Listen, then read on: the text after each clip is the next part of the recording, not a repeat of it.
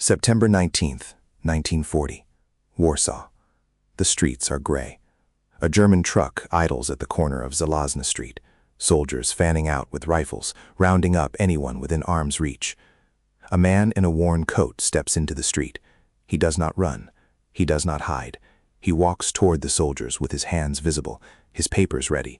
False papers, the name Tomasz Serafiński printed on them in careful German script. The soldiers barely glance at him. They shove him into the truck with 30 others. He is now prisoner number 4859. He is exactly where he chose to be. By 1940, the Polish Home Army, the Armia Krajowa, was already running an underground intelligence network across occupied Poland. They had sources in factories, in the Wehrmacht, in the Gestapo itself. But there was one place they could not penetrate: Auschwitz. The camp had been open for only a year, but rumors were spreading through Warsaw's underground. People were disappearing into it. Few came out. The Polish government in exile in London needed to know what was happening inside those walls. They needed someone on the inside, someone willing to walk in and not walk out, not until he had answers. We told Pilecki was a cavalry captain, 40 years old, a man who had already fought the Germans once and lived. He was married with 2 children. He had a life to lose, but he also had a choice. When the Home Army asked for a volunteer to infiltrate Auschwitz, Pilecki said yes, not with hesitation, not with the weight of a man surrendering to duty. He said yes as a soldier says yes to an order he understands will likely kill him. He would walk into a German roundup on the streets of Warsaw. He would let himself be arrested under a false name. He would become a prisoner numbered among thousands, and he would survive long enough to tell the world what he found, if the world would listen. The first weeks inside Auschwitz were a descent into a world that had no name yet. Pilecki was assigned to a work detail. The camp was still being built, expanded, refined into something that would become the machinery of industrial death. He watched the construction. He listened to the guards. He began to understand the system with the clarity of a man trained to observe. The roll calls that lasted hours in the freezing dark, the selections where men were pulled from the line and never seen again, the crematorium that burned day and night, its smoke rising above the barbed wire like a permanent stain on the sky. The work was brutal. Prisoners died from exhaustion, from hunger, from the casual violence of the guards. But Pilecki endured. He was a soldier. He had volunteered for this. And as the months passed, as autumn turned to winter and winter to spring, he began to see beyond the immediate horror to something larger, a pattern, a purpose, a deliberate architecture of annihilation. By March 1941, 6 months after his arrival as prisoner 4859, Pilecki had made contact with other Polish prisoners, men he could trust, men who understood that survival alone was not enough. He began to organize them. He founded ZO, the Military Organization Union, a clandestine resistance cell inside the camp itself, a network of witnesses bound by oath and courage. The organization grew. Hundreds of inmates joined. They had no weapons, no way to fight the guards directly, but they could document, they could witness, they could remember, they could ensure that what was happening here would not disappear into silence. Pilecki began to compile reports, names of the dead, dates of arrivals, methods of killing, the existence of gas chambers, a technology so new, so obscene, that even the Polish underground in Warsaw struggled to believe it was real. But Pilecki wrote it down. He saw it with his own eyes. He knew. Getting the reports out was the second impossible task. Pilecki could not mail them. He could not broadcast them. But the camp had a rhythm, a flow of human movement. Prisoners were released sometimes, those deemed unfit for work, those with connections, those who had served their sentence. Pilecki gave his reports to men who were leaving.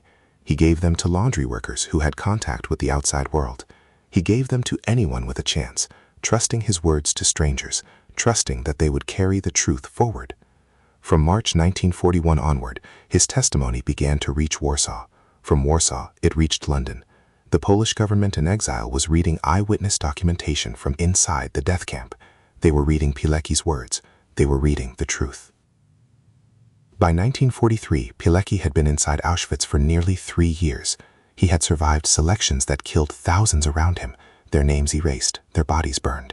He had watched the camp transform from a prison into an extermination machine of incomprehensible scale.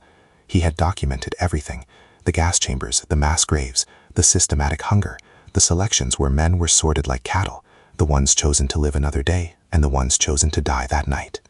But he knew he could not stay forever. The longer he remained, the greater the risk that he would be recognized as an organizer, as a threat to the machinery itself. The ZOW network had grown too large, too visible. Hundreds of inmates now looked to him. That very success had become a sentence. It was time to leave. On the night of April 26, 1943, Pilecki and two other inmates, Jan Redzai and Edward Cieselski, made their move.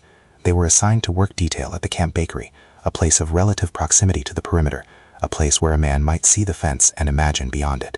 They overpowered a guard. They cut the alarm wire with hands that had learned to move in silence. They ran into the darkness with stolen documents clutched against their bodies, the evidence, the testimony, the truth that no one yet believed.